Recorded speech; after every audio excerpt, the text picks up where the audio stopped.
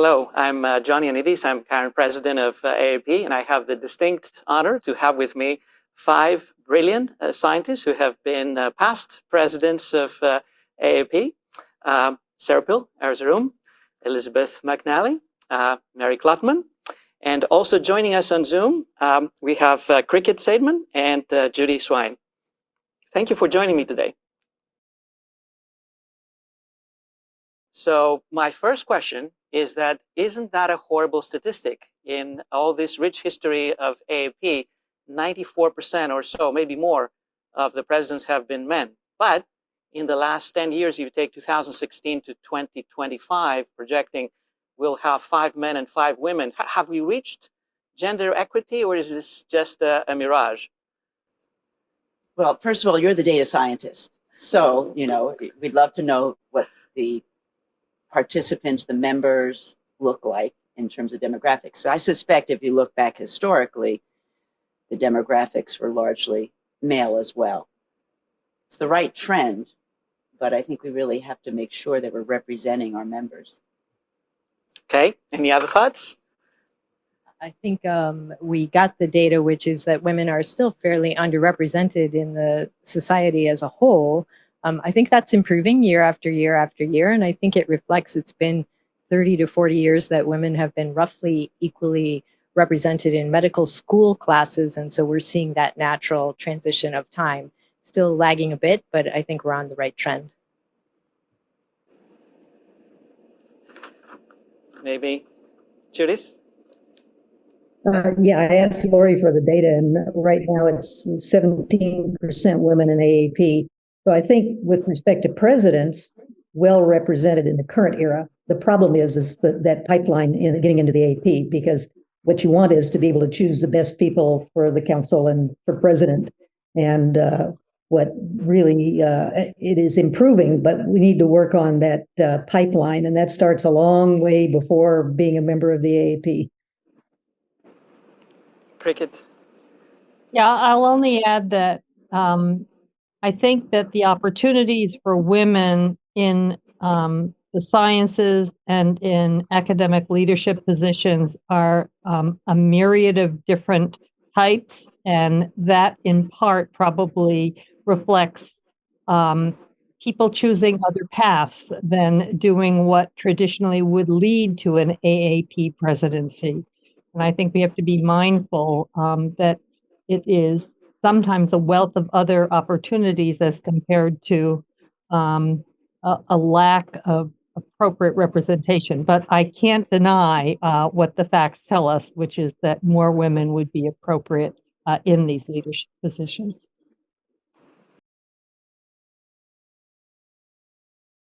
A more difficult question is whether physician scientists are a dying species, a species under the threat of extinction, or are you optimistic that we're thriving, we're stronger than ever, that the future is bright?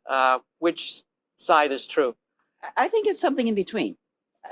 I don't believe it's a dying species, and I think we've been saying that now for a little too long, and fortunately it's not dying. But I think we're becoming a lot smarter about what it takes to support the development of a physician scientist. And that means fewer that we need to invest in and make that investment. And I think the challenge is the resources and the support systems, but I believe that the physician scientist is critical to the success of the biomedical science community in this country and worldwide. So I just think we have to be more intentional in how we develop them. Oh, well, I am very optimistic, and I enjoy holding optimism because I see that young physicians are extremely curious, and the tools and technologies available to them are better than we've ever had in the history of medicine. So I think the future of healthcare, with the physicians entering the workforce now, is going to continue to evolve. But I really believe the physician scientist is absolutely essential, as Mary said, to the future of designing health across the world. So we have to hold that close to us. We have to continue to encourage them. I just wanted to say, I'm very encouraged by, we partner with the American Physician Scientist Association here, APSA, and I understand that year over year, we have a greater presence of APSA people at this joint meeting. So that's a great reason to be encouraged. More than half the meeting is now APSA. And I am encouraged also that their interests are very broad. Some are interested in bench science, some are interested in all sorts of other things, from AI to outcomes research to many different things. And so I think the physician scientist does a lot more things now than what they used to do. And so as a society, we want to be cognizant of that and supporting that. Judith and Cricket, how do you think that we can reach out to that younger generation? Can we do more mentoring? AAP has amazing scientists, but how do we create that environment that all the other presidents seem to agree that, yes, we need to do more for the younger generation? Cricket? Well, I think the best way to get young people engaged is really by letting them experience firsthand the excitement of discovery. And I think that that is an avenue that all of us have had at some point. And when that light goes on, it's hard to diminish it. And I would agree with my colleagues who say the opportunities have never been brighter. Science has changed enormously in the past decade, and it has opened up so many different career paths that I really think there are going to be more, not fewer, job opportunities across the spectrum of healthcare delivery, of fundamental science, of applied science, and really in terms of the growth of biotech in this country that will really promote new innovative tools for delivering care and for treating and potentially curing disease. So I think that giving those experiences to people in their training would be extraordinarily helpful and productive.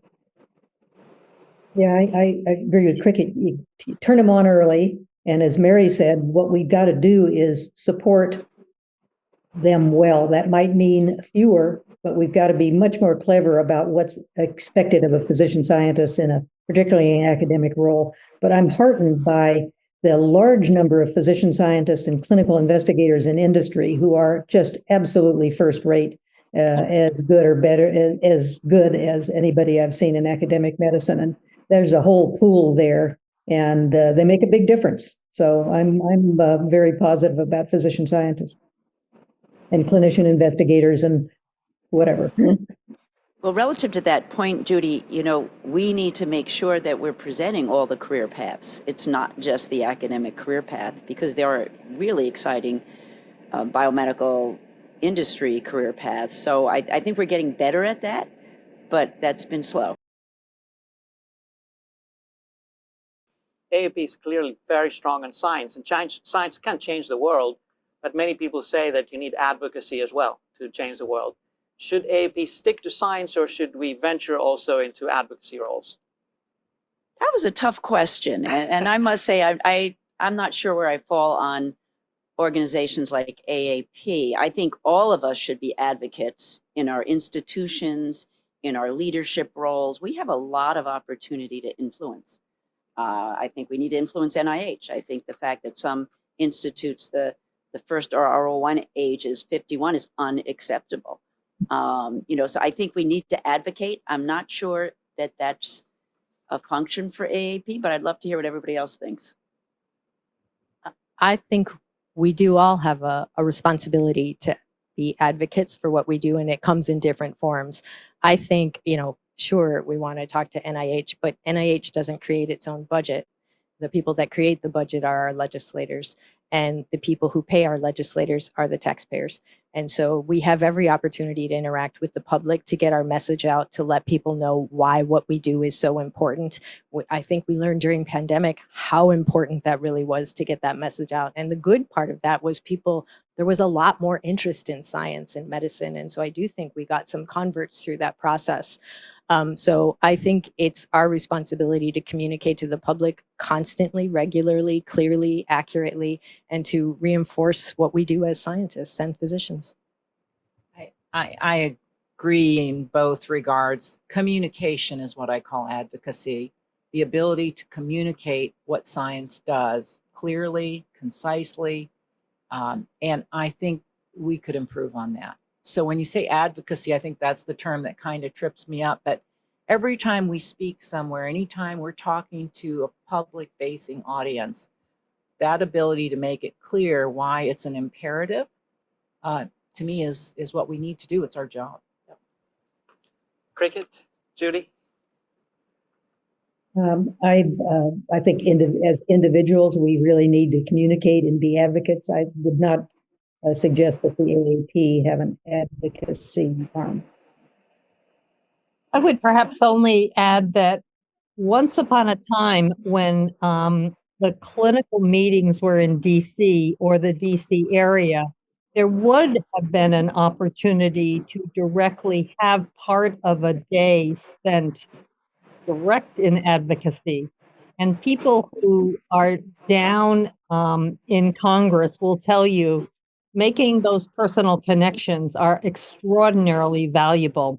And I don't think it would be a bad thing if the AAP, supported an effort to have, for those who were interested and had the time and could be coached along the right ways, to speak to people in Congress about the importance of the physician scientist.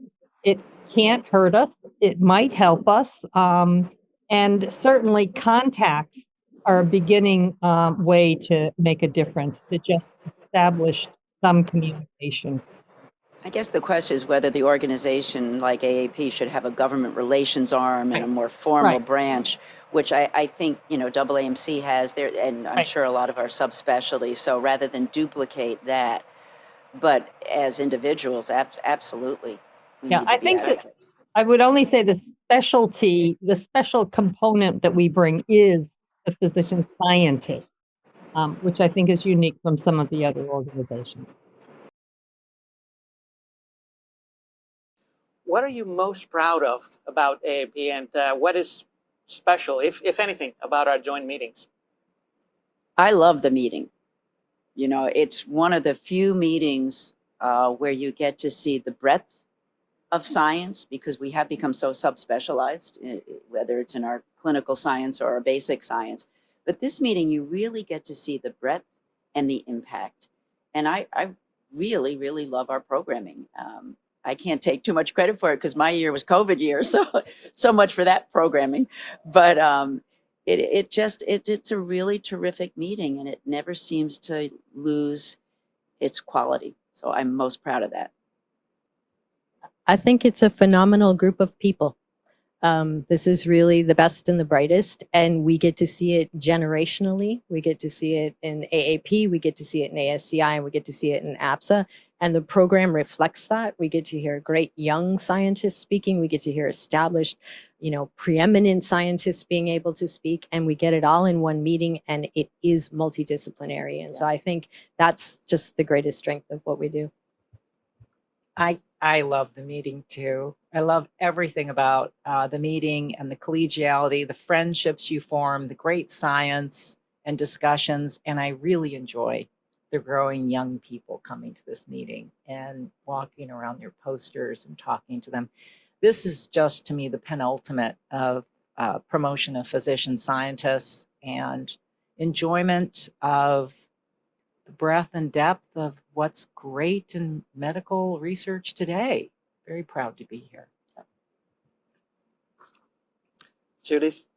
I think I'm really proud of the fact that AAP and ASCI have held a high standard for inviting people into the organization. So when you look at the quality of people, it's fantastic. And then that's reflected in the meeting. And the best thing about the meeting, although I've missed with COVID and a lot of travel now, I've missed just seeing people that you only get to see once a year because we all do our subspecialty and other things. But I really do miss the dinners and just being able to talk to people and see what they're doing a year later. Cricket? Ditto. The multi-generational approach of where we see young people grow, become, and lead is just fantastic, as well as the outstanding science that's presented. So looking to the future, we have AI, we have large language models, we have generative AI, and people say, well, physicians will be replaced like so many other jobs, maybe now, maybe within a few years. Researchers may be replaced. I don't know, physician researchers, physician scientists may be replaced. Do you think that this may happen? No. AI is a tool. It's a tool whether you're delivering clinical care, it's a tool whether you're doing science. Now, it will rapidly facilitate discovery, and I think that's just exciting to see what the possibility is, but it's not going to replace people. I agree. It's going to help us be better scientists. Yeah. That's why it's so exciting, because of what we can do with that information. If you work with large data sets, there is nothing like it, because it can see things in large data sets that we simply can't see. And that's the best use of it. So does it get everything right? No, it's still evolving. We'll learn more, but it's helping us do our jobs better. Yeah, I think it's not just in science, it's just in care of the patient too. So it's going to be, I can't imagine, it's really unimaginable what's going to happen in the next decade, right? But you can think about what's happened in the past 10 years with your personal computer and, oh my God, the cell phone. And it's essential now. If I don't have my cell phone, I feel a bit lost. To go home and get it. To go home and get it, actually. Yeah. So I think this will become so integral to us in all of our functions as physicians and scientists that it will be that kind of a feeling that you need it and your best function is with it. And so I'm very excited about that. I know our young people are very excited about it. Same optimism shared in Zoom? Yep, it's going to make us better physicians, better scientists, and better humans. But as scientists, we have a responsibility to really use it responsibly and to think about what's the oversight, what's the checks and balances, because we know, and you've heard really some interesting stories about just some of the misinformation, just because it's a tool. And so we have to develop ways to check and to use it responsibly. So I hear a lot of optimism, or at least some cautious optimism. If you were to pick one thing that makes you most optimistic about the future of biomedical research, and one thing that makes you more pessimistic, and you can put more emphasis on the optimism, perhaps, the way it sounds, but I'd like to hear also one negative thing that is a threat.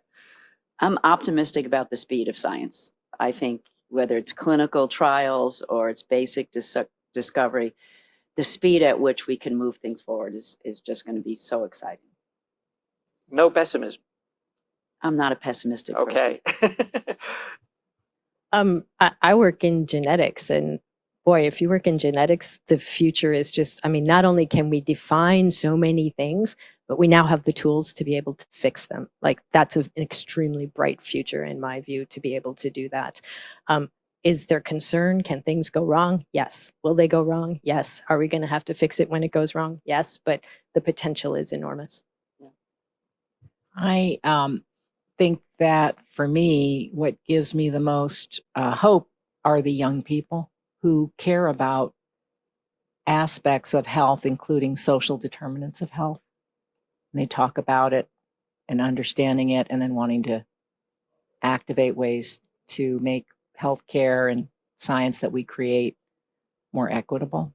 I really am inspired by the young people. I hear them talk, and they will find it unacceptable, I think, in the future to have the kind of disparities we have. Having said that, you know, there's a lot that does make you sad in the world. And so I hope that we talked about advocacy. I hope our future in the United States, but globally too, you know, that there can be a better world for young people to grow up in everywhere, to have the opportunities we have here. There's so many young people that want to come to the United States to train who don't have the opportunities in their home country. And, you know, I worry about that. I worry about their ability to get the opportunity. So that again, they're young people, right? They just want to learn, do science. Well, Serpil brought up equity. I think one concern with science is it's so expensive that it could Yes. enhance the inequities, whether it's access to breakthrough clinical interventions, but even access to the tools you need to do science, right? Other thoughts on optimism or concerns or even pessimism? Well, I agree with all of the optimistic things you said. What I worry a lot about is that we're in a situation where we're not believing facts or the truth. And, you know, the greatest gains of the last century, vaccination. How can one not believe in that? And then you look at some of the most amazing people who've spent their lives to improve human life, like Tony Fauci, for example. And you look at how he's portrayed by some quarters. So that part, I think I'm very worried about is that you know, that facts aren't facts anymore. And how do we get the public to understand science and medicine and the truth about things? So that would be my only pessimistic thing.